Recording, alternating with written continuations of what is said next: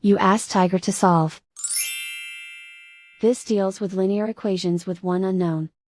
The final result is y equals 32. Let's solve it step by step. Simplify the expression. Expand the parentheses. Simplify the arithmetic. Isolate the y.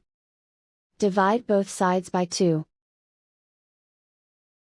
Simplify the fraction. Find the greatest common factor of the numerator and denominator. Factor out and cancel the greatest common factor. And so the final result is y equals 32.